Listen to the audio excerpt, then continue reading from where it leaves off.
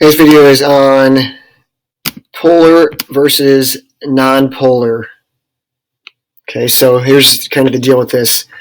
Bonds between two elements can be polar or non-polar or ionic. And the molecules themselves can be polar or non-polar or ionic. Okay, so first thing, ionic means a metal and non-metal.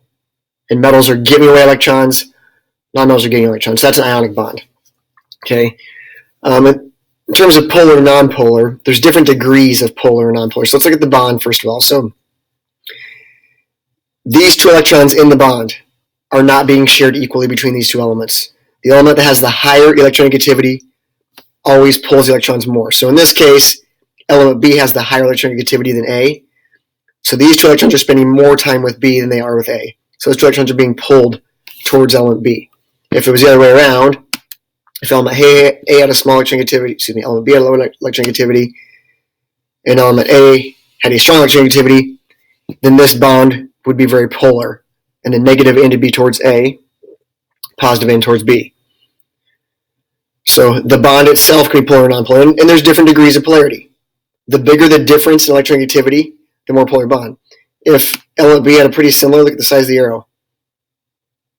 Eventually it gets down to nothing when they have the same electronegativity. So if both elements have the same electronegativity, maybe it's the same two elements, two nitrogens, two oxygens.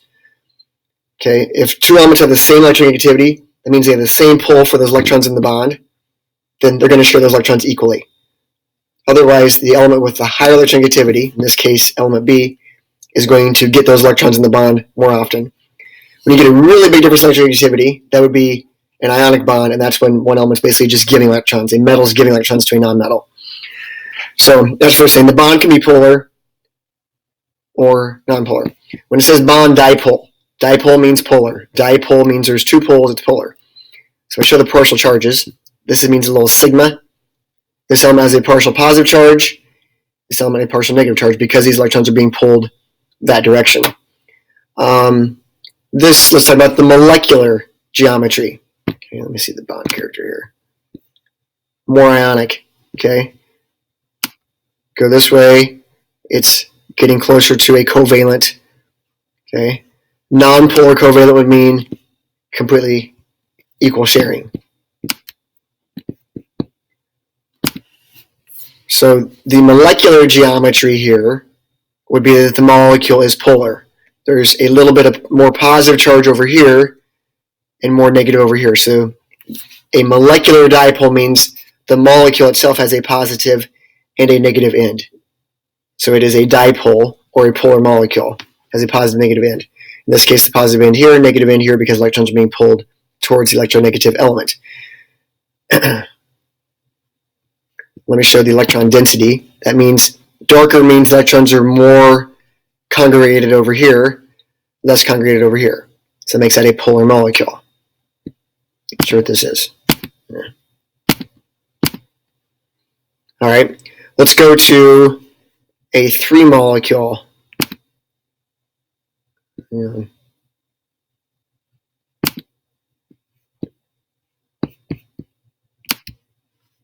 Let me go to 3 atoms. Okay. So first thing, always look at the bonds first. Okay, we'll figure out if the bonds are polar or non-polar. So I'm going to put in bond dipoles. Okay, and in this case, atom A and atom C have very low electronegativities. They have very weak pull for electrons, maybe like a metal. Element B, like fluorine and most non-metals, has a strong pull for electrons. So the two electrons in this bond are being pulled towards there. Two electrons in this bond are being pulled towards that. The bigger the difference in electronegativity, the more polar this bond is. Okay, so both of these bonds right now are very polar. Let's say that this, okay, now this bond is polar because this element's got a stronger attraction for the electrons in the bond. This bond is non-polar. These two elements have an equal attraction for the electrons in that bond, so they spend equal time there. All right. Let's go back, and I'm going to keep those as polar. I'm going to straighten this molecule out.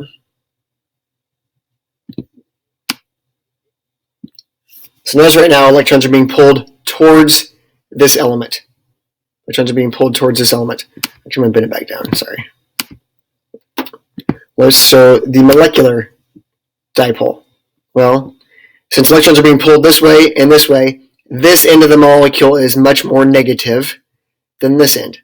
So this would be the positive end of the molecule, negative end. This would be considered a dipole, a molecular dipole.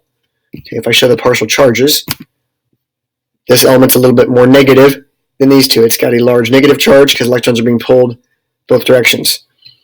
Now let's say that the molecule is very symmetric. Let's change this a little bit. Make it a very symmetric molecule.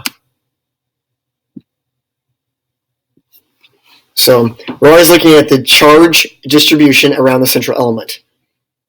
Okay, if there's a difference around the central element, so whenever the molecule is symmetric, like tetrahedral, trigonoplanar, linear can be symmetric, octahedral can be symmetric.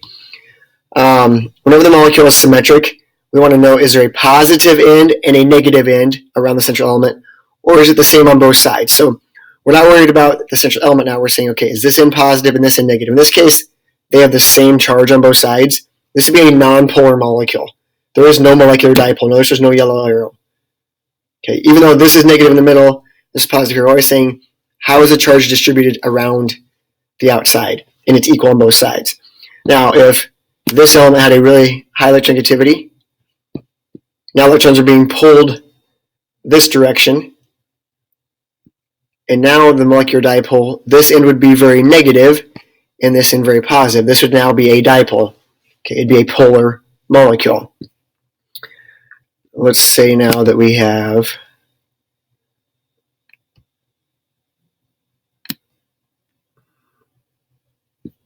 change this. Let's say both of these elements. So this element's pulling electrons away from this one very hard, and this element's got a high electronegativity pulling electrons away from this element really hard. Well, now both of these ends are negative. It's still not a dipole. There's not a positive end and a negative end. It is equal on both sides of the central element. So you're always looking at the charge distribution around the central element. Is there a positive end and a negative end, or is it pretty equal around the central element? If it's pretty equal, it's a nonpolar molecule. Okay. Let's look at some real molecules now. Maybe not ones you're drawing, but see if I can do this.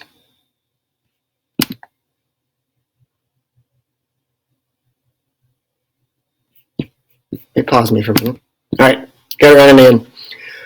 Here's some real molecules. So hydrogen fluoride, a linear molecule. If you know anything about electronegativity, fluorine has a very high electronegativity, hydrogen very low. So these electrons are not being shared equally. So this bond is very polar. And fluorine's got several unshared pairs around it, plus electrons in the bond are being pulled towards it. This end would be very negative, this end very positive. It's a polar molecule. So if we show the bond dipole, electrons are being pulled that way. The molecular dipole going that way. Partial charges, very negative, very positive. Negative end, positive end. Electron density, electrons are being pulled this way. So this has got a very negative end, very positive end. All right, let's go to nitrogen. Nitrogen is triple bonded. Well, nitrogen and nitrogen have the same electronegativity, so electrons are being pulled equally both ways. This would be a very nonpolar bond. All three bonds are very nonpolar, and a very nonpolar molecule. By the way, triple bonds are way stronger than single bonds, and they're way shorter typically.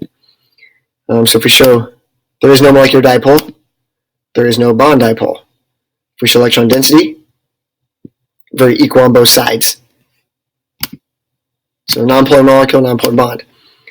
Let's say we have some water. Okay. If you drew water, there would be an unshared pair, actually two unshared pairs on oxygen. Two unshared pairs, the shape is bent. So not a symmetric shape. Not a symmetric shape. Also, oxygen's got a higher electronegativity than hydrogen, so electrons are being pulled that way. So if we show our bond dipoles, electrons are being pulled towards oxygen, and it has unshared pairs on it. This end would be very negative. This end very positive. Water is a polar molecule. Partial charge negative up here, positive down there, so electron density. Electrons are being situated up here. Very negative end, very positive end. Water is a polar molecule with polar bonds. All right. A molecule like HCN Nitrogen's got a strong electronegativity compared to carbon and hydrogen, so electrons are being pulled this direction. These bonds are polar. That bond's polar, which are bond dipoles. Electrons are being pulled this direction, and molecular dipole, very negative this way. Carbon dioxide. Well, oxygen's got a stronger pull for electrons than carbon, so electrons are being pulled towards this oxygen and towards that oxygen. So both these oxygens are negative, but it's going to be an equal distribution of charge around both sides, so there is no molecular dipole. Electron density would be very equal on both sides. So there's not a negative end and a positive end. It is a nonpolar molecule. So this molecule has polar bonds, meaning these elements don't share electrons equally, but the molecule itself is nonpolar because there's not an unequal distribution of charge around the central element. Let me look at CF4.